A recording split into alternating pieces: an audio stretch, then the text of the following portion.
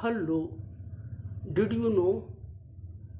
क्या आप जानते थे कि Romeo and Juliet William Shakespeare की शुरुआती ट्रेजेडीज में एक है। यह उनके पहले चरण का प्ले है, फर्स्ट फेज का प्ले है। तो जो रोमियो एंड जूलियट है, ये एक ऐसा प्ले है जिसमें मास्क भी है, जिसमें प्रोलॉग भी है और जिसमें कोरस भी है।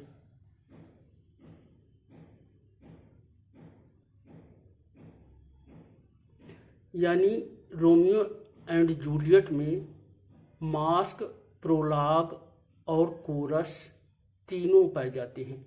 तीनों एलिमेंट्स हैं, मास्क, प्रोलॉग और कोरस रोमियो एंड जूलियट में।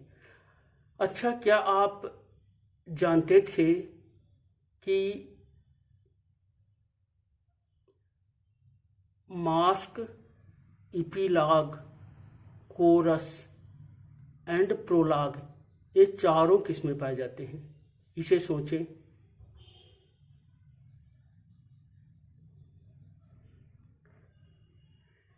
ये चारों विलियम शेक्सपियर के किसी नाटक में नहीं पाए जाते हैं, लेकिन मास्क, एपीलॉग और प्रोलॉग विलियम शेक्सपियर के एक नाटक में पाए जाते हैं। वह नाटक कौन सा है? मास्क, एपीलॉग और प्रोलॉग विलियम शेक्सपियर के जिस नाटक में पाए जाते हैं वह उनका एक अधूरा हिस्टोरिकल नाटक है। अधूरा तो नहीं है, उसे पूरा किया गया है, लेकिन ये पूरा नाटक विलियम शेक्सपियर का नहीं माना जाता है। Henry eighth. तो हेनरी एट्थ में इपीलॉग भी पाया जाता है, प्रोलॉग भी पाया जाता है, मास्क भी पाया जाता है। हाँ, हेनरी एट्थ में कोरस नहीं पाया जाता है, जबकि रोमियो एंड जूलियट में कोरस पाया जाता है। तो ये विलियम शेक्सपियर से संबंधित दो महत्वपूर्ण तथ्य थे। हम विलियम शेक्सपियर से संबंधित कुछ क्वेश्चंस जो कि बहुत ही इंपॉर्टेंट क्वेश्चंस हैं उनको और देखते हैं।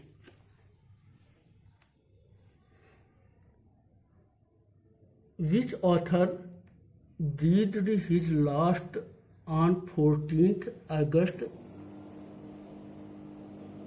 1984? 14th August 1984, aged 89, in Stratford upon Avon। तो विलियम शेक्सपियर स्ट्रैफोर्ड अपॉन एवंस में पैदा हुए थे। तो एक महान लेखक है, निबंधकार है, प्लेज भी लिखे हैं, एक महत्वपूर्ण राइटर है 20वीं शताब्दी के उत्तरार्ध का। तो उसका नाम बताना है, जिसका निधन 89 वर्ष की उम्र में स्ट्रैफोर्ड अपॉन एवन में हुआ था। वो हैं जॉन बोन्टन प्रीस्टले, यानी जे.बी. प्रीस्टले। तो जे.बी. प्रीस्टले का निधन स्ट्रैटफोर्ड अपॉन एवंस में हुआ था। Second question, something with this way comes और 1962 dark fantasy novel by Ray Bradbury takes its title from Shakespeare. तो रे ब्रैडबरी का एक डार्क फैंटेसी है, something with this way comes, 1962 की है। 1962 की एक डार्क फैंटेसी है, something with this way comes. Question है ये शेक्सपियर के किस प्ले से लिया गया है? तो answer witches speech in Macbeth. Macbeth में विचेज की जो स्पीच है उनमें आता है something with this way comes, और इसको रे ब्रैडबरी ने अपनी फैंटासी का शीर्षक बनाया है।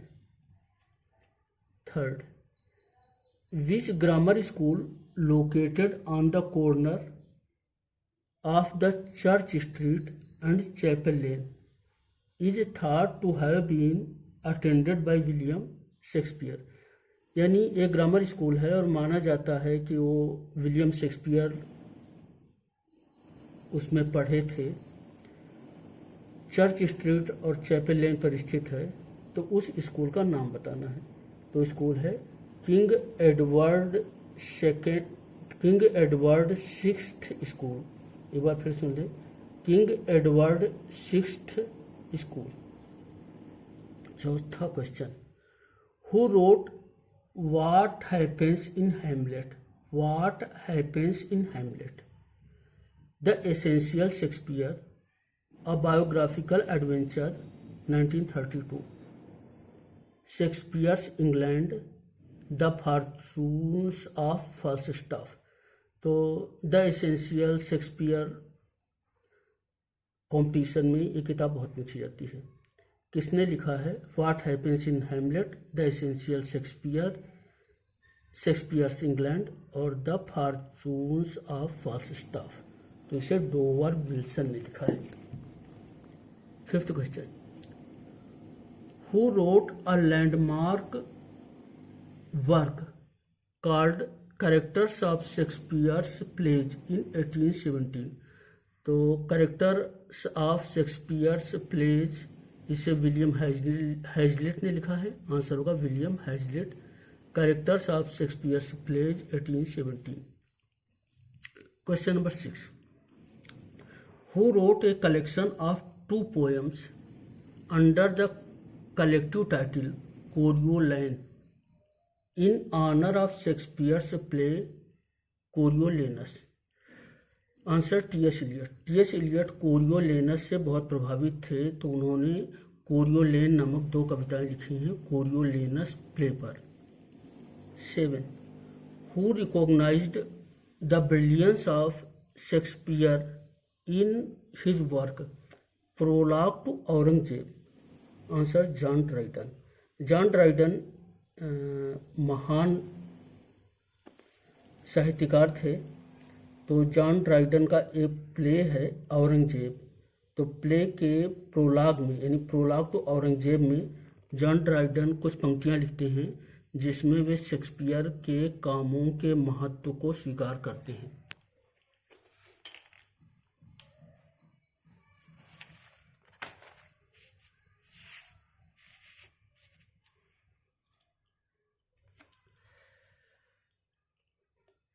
विलियम शेक्सपियर से संबंधित कुछ प्रश्न और हैं।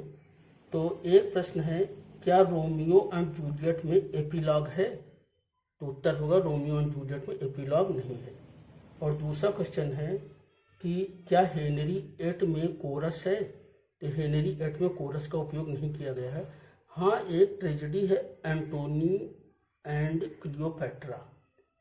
तो जो एंटोनी एंड क्लियोपैट्रा है, इसमें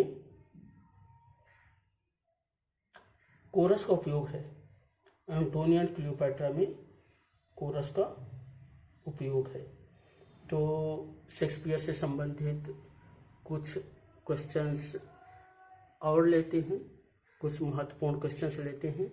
तो देखें question number 8। Question number 8, who wrote a different version of the Hamlet? Who wrote a different version of the Tempest, known as the Enchanted Island?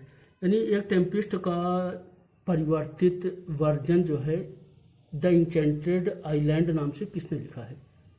The enchanted island. तो विल्सन नाइट साहब हैं। Answer Wilson night.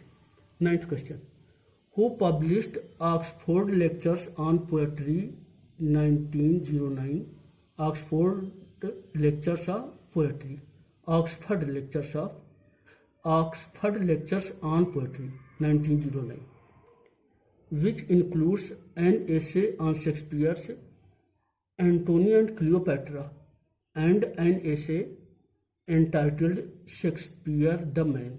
तो देखिए, AC Bradley जिनका Shakespeare की tragedy पर बहुत ही महान काम है।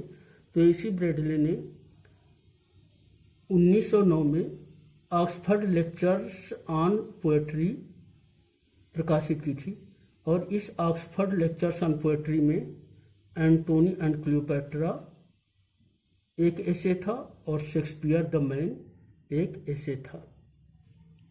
Answer A C Bradley. Question number 10, Malvolio's revenge is a popular fictional work by. Answer Sophie Mason. Sophie Mason ने मालवोलियोज रिवेंज नामक एक वर्क लिखा है। 11, Illyria is the exotic setting of Twelfth Night, in which other play Shakespeare has referred to this place as a site of pirates। तो answer होगा Henry 6 part 2। आप लोग ये जानते हैं कि इलीरिया जो है वो ट्वेल्थ नाइट जो शेक्सपियर की प्रसिद्ध कॉमेडी है उसकी एक जगह है इलीरिया। तो इलीरिया को शेक्सपियर डाकुओं की जगह मानते थे, और हेनरी 6 पार्ट 2 में इलीरिया का फिर विलियम शेक्सपियर ने उल्लेख किया है। 12, who wrote the 4th commendatory verse to the first folio of Shakespeare's plays 1623। Answer James Mabbe. तो जेम्स मैब ने the 4th commendatory verse, the 4th commendatory verse जो है जेम्स मैब ने लिखा है। और ये जो कमेंडेटरी वर्स है, ये जो आप फर्स्ट फोलियो है शेक्सपियर की 1623, तो 1623 के फर्स्ट फोलियो के लिए एक कमेंडेटरी वर्स है।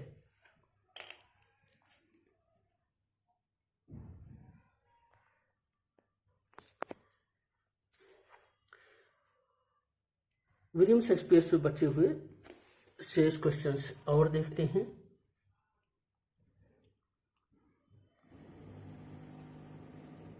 जेम्स मैब के